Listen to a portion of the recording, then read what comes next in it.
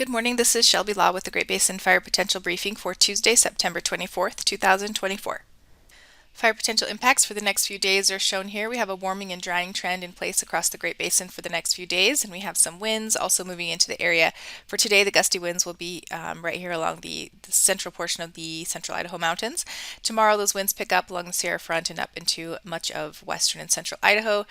The strongest winds will be in this brown shaded area, and then we'll have some breezy winds also over much of Nevada up into south central Idaho and just moving into western Utah. And then on Thursday, the winds just continue along in the central Idaho mountains. Yesterday was a clear day, no lightning or precip.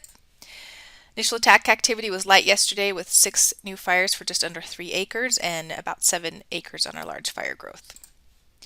ERCs remain on the lower end across Idaho, Wyoming, and northern and western Nevada, but we do have some spots of some higher values over Utah and southern Nevada where the precipitation has been more sparse. This morning's satellite imagery shows a nice high pressure in place across much of the western U.S., bringing clear, sunny skies with warming temperatures and low relative humidities. Smoke impacts are quite minimal for the next couple of days. We just have some smoke filtering in from some of our neighbors to the north and south. So for today, high pressure ridge building into the Great Basin for sunny skies, warming temperatures, and lowering relative humidities area-wide. No significant triggers on our forecast. For wind gusts this afternoon, shown here on the left, we do see some elevated wind gusts in the central Idaho mountains, mainly the southern half of the central Idaho mountains here with gusts up to 25, maybe 30 miles an hour or so. Minimum relative humidities are going to be lowest over Nevada with values in the upper single digits to mid-teens, and slightly higher values in Idaho and western Wyoming with lows down into the mid-20s. On Wednesday, a shortwave feature moves through the flow right around the ridge up into Oregon, so we will see those winds pick up tomorrow, but otherwise sunny skies and warming conditions area-wide, no high-risk triggers. The winds shown here are showing us values of maybe 35, possibly gusts up to 40 miles an hour in western Nevada, northern Nevada, southern Idaho, and then these east central Idaho mountains here will see the strongest winds. Minimum relative humidities will decrease on Wednesday with values across the central Idaho mountains coming down into the mid-teens to maybe around 20% or so, and low values over Utah as well.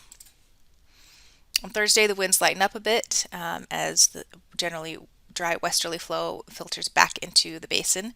Many of our zones are moving into the yellow category with the continued dryness.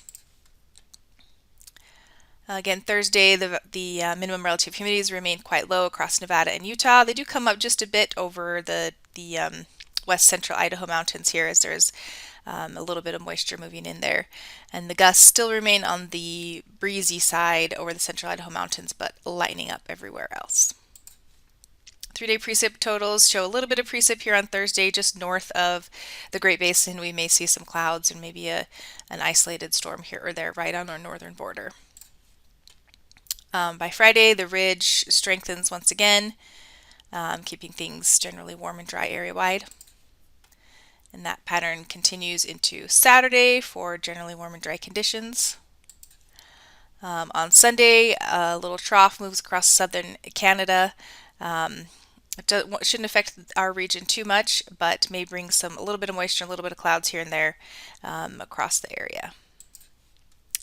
And then Monday's another dry day across the basin. Precipitation for the 7-day totals really doesn't show much of anything, just a slight chance of precip on our northern border into Thursday, and then maybe a storm or two here or there, very slim chances on Sunday. The extended forecast, October 1st through the 7th, keeps things warm and dry across the area. That concludes today's fire potential briefing. Please check back tomorrow for the latest updates.